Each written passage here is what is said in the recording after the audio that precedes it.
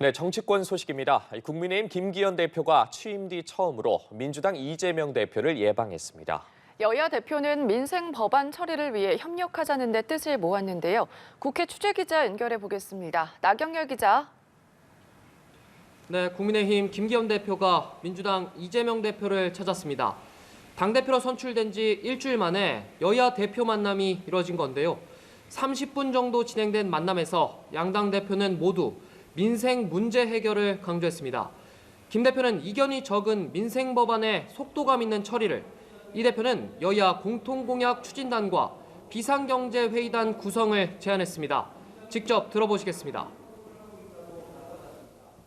민생 문제나 국가의 안전 보장과 같은 국민의 삶을 지키는 기본적인 문제에서는 늘 마음을 같이 할 수 있다고 저는 확신하고 있고, 퇴행적이거나 또 잘못된 것이 아니라면 더 나은 국민의 삶을 만들어내는 것이라면 언제든지 적극적으로 협조해야 된다고 생각합니다. 다만 규제 완화 문제를 두고는 이견이 있었는데 김 대표는 기업의 투자를 위해 규제를 풀어야 한다고 했지만 이 대표는 국민 생명과 관련한 규제는 강화해 나가야 한다고 말했습니다.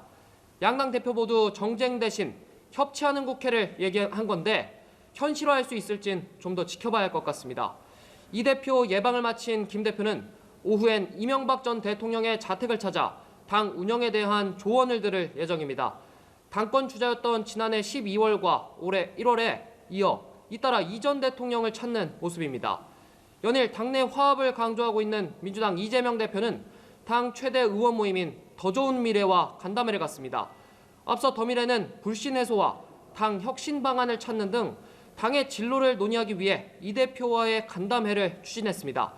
입장문을 통해 당의 단결을 강조한 만큼 이 대표와 당 내홍 수습 방안을 집중 논의할 걸로 예상됩니다. 네, 강제징용 배상해법이 논의될 한일 정상회담이 하루 앞으로 다가왔습니다. 민주당은 용산 대통령실 앞에서 규탄 기자회견도 열었다고요? 네, 그렇습니다. 민주당은 용산 대통령실 앞에서 대일 굴욕 외교 저지 기자회견을 진행했습니다. 민주당 의원 169명의 뜻을 모은 입장문을 발표했는데요. 먼저 우리 정부가 내일 진행되는 한일 정상회담에서 굴욕 해법을 고집할 경우 피해자와 윤석열 대통령의 갈등이 시작될 거라고 경고했습니다. 강제동원 해법 철회를 촉구한 건데 이것이 피해자들의 뜻이라고 주장했습니다. 국민의힘은 정부의 일제 강제징용 배상안이 유일한 해법임을 강조하고 있습니다. 한일 관계의 개선, 이른바 셔틀 외교가 복원되는 계기가 될 것이라는 입장이기도 한데요. 민주당을 향해선 윤 대통령의 일본 방문 전 미리 흠집을 내려는 시도를 멈추라고 비판했습니다. 지금까지 국회에서 전해드렸습니다.